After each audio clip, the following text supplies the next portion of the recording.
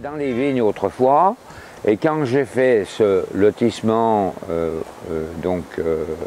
il y a donc dans les années 90, début 90, donc cet oratoire était sur mon terrain.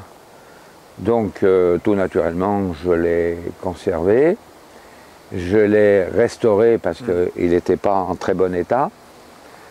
Et au fil des années, je lui ai donné une petite connotation qui correspondait à certaines périodes de ma vie qui ont marqué ma vie professionnelle, à savoir que sur son fronton, j'ai sculpté donc la médaille miraculeuse de la rue du Bac, qu'on peut donc voir maintenant telle qu'elle apparaît. Donc le M de Marie entrelacé avec la croix de Christ et donc les deux cœurs unis de Jésus et de Marie. En fait, c'est l'image de Marie au pied de la croix le jour de sa crucifixion. Voilà, donc on est dans la période de Pâques. Donc cet oratoire existait déjà, mais il n'y avait pas la Vierge. Et y avait, alors on m'a raconté que il y avait une Vierge. Certains m'ont dit que c'était Notre-Dame de Lourdes, parce que j'ai un voisin qui est M. Marquian, qui se rappelle très bien, étant jeune, venir donc pour les mois des mois où on célébrait les célèbres Marie, c'est-à-dire en principe au mois de mai, qui est une année mariale, enfin un mois marial. Il venait donc de l'église en procession, vénérer la Vierge qui se trouvait dans cet oratoire. Donc, M.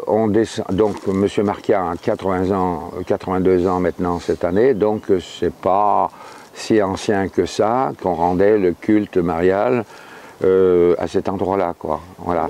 Alors là, c'est la médaille miraculeuse. Donc, elle a remis ça. Elle est apparue à peu près 6 à 7 fois à Catherine Labouré, donc en 1830. 1830. Elle est apparue de nuit.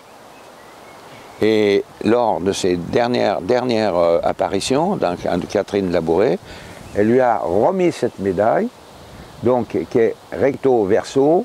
Alors ça, c'est une face de la médaille, donc du M, Marie, entrelacée avec la croix, qui rappelle donc que Marie était présente lors de la crucifixion de son fils. Et ça, c'est les deux croix, deux cœurs unis de Jésus et de Marie. Marie ayant le cœur transporté par une épée.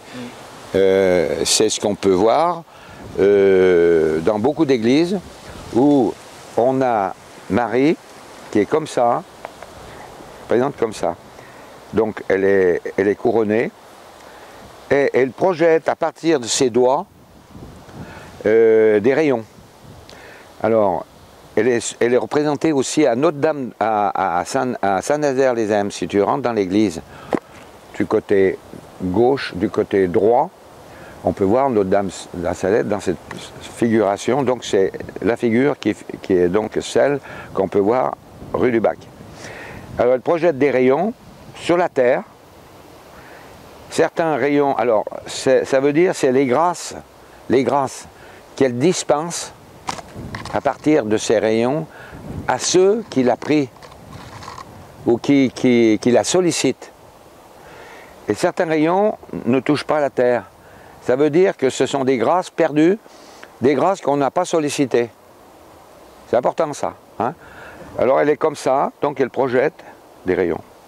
Alors, ce que je trouve dommage, c'est que Saint-Nazaire a gardé son intégralité d'origine par rapport à Saint-Imier, où on a eu une église complètement dépouillée de ce qu'elle était, avec un chemin de croix. Ça m'attriste personnellement aussi. Oui, un chemin de croix qu'on a enlevé permettre à une dame qui habite Saint-Nazaire, que je connais, d'exprimer un chemin de croix moderne sur lequel on ne comprend rien, parce que c'est en terre cuite, c'est certainement une artiste, je veux dire, en elle-même, mais un chemin de croix où on ne comprend rien, disons, le cheminement, étape par étape de la crucifixion du Christ, quoi.